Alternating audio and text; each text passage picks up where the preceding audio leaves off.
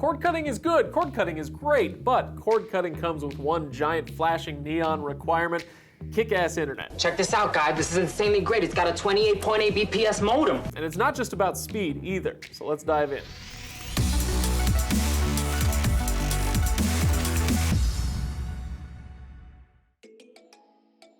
Now, don't forget to subscribe because we're constantly doing giveaways these days, and that's how you're going to hear about them. So hit the description below if you want to see a link on today's giveaway. Now, if you're an experienced cord cutter, you're already familiar with the internet issue. If you're new to cord cutting though, well, now you have to pay attention to more numbers on your bill than just the price. Now you have to be acutely aware of how fast your connection is and how much of it you're allowed to use every month.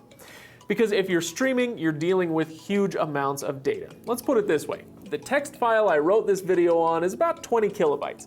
This stunning headshot of me is about 100 kilobytes. An episode of Stranger Things in 4K, that's around 50 gigabytes. And that's 5 million stunning photos of me. Times that by all 8 episodes of Stranger Things, because I know you binged it straight through, don't lie to me. And then times that by all the shows you watch, either obsessively or maybe just in the background. Now, even if it's not in 4K, maybe it's just 1080p, those shows are still measured in the many gigabytes realm. Heck, this video is probably, what, 2 or 3 gigabytes? Point being, if you're cutting the cord, you're putting a serious yoke around the neck of your ISP and just asking it to keep plowing. So that internet connection had better be strong. Now, how strong? Well, let's go with Netflix's suggested speeds as an example. Netflix says that if you want to stream crappy standard definition video, you'll need a connection of 1 megabit per second. 1080p, which is the upper end of what's considered HD, takes 8 megabits per second, and streaming 4K takes a whopping 18 megabits per second. And that's just a single stream. Do you have multiple people streaming simultaneously? Do you ever browse online on your phone while you're watching TV? Guilty. Got a bunch of connected devices like smart thermostats and light bulbs, maybe a security system. All of this adds up quick. And if you cut the cord and you want to keep watching TV, like I said, it can tax your connection. So for cord cutters with more than one person in the home, I'd say a 50 megabit per second plan is pretty much your minimum, but you can probably get away with half that if you live alone. Now, Netflix is just an example, but we can use it as a benchmark, whether you're talking about Hulu, Sling TV, or whatever. And if you want more info, you can check out how much speed you need. We've got a page on that on Reviews.org. So that's the speed issue. But like I said, there are 2 numbers you've got to worry about: speed and the dreaded data cap.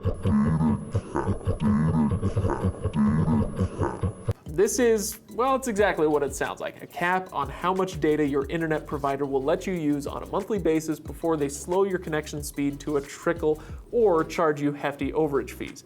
With data caps, I've got good news and bad news. The bad news is they exist. The good news is that not every provider has them, and those that do will almost always provide a plan where you can buy your way out of a data cap. The major exception to this for now is satellite internet. HughesNet's data caps, for example, are 10 to 50 gigabytes. This is low, true, but it's not like you're going to be streaming a lot of 4K video on a satellite connection anyway. Now, for the big DSL, cable, and fiber providers, we can check this handy chart from our friends at highspeedinternet.com and see that most commonly, if you do have a data cap, it'll be set at a terabyte. So how much video is that? Well, let's use Netflix again as our example here. You can stream 1,000 hours of standard def video on 1 terabyte of data. 4K video drops you all the way down to 142 hours, which, again, especially if you have multiple people in the home, will go faster than you'd think. An HD video in 720p or 1080p will allow for a bit more, but if you're streaming live TV and that 720 or 1080 range is where most of them will sit, then you'll chew through a ton of data really quick.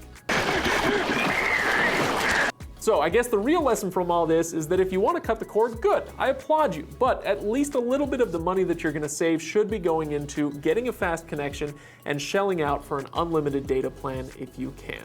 All right, thanks for watching, everybody. If you liked this video, if it was helpful, give it a like. If not, dislike it, and subscribe to our channel for more videos like this one. Again, we're doing lots of giveaways, so check the description below for a link to today's giveaway.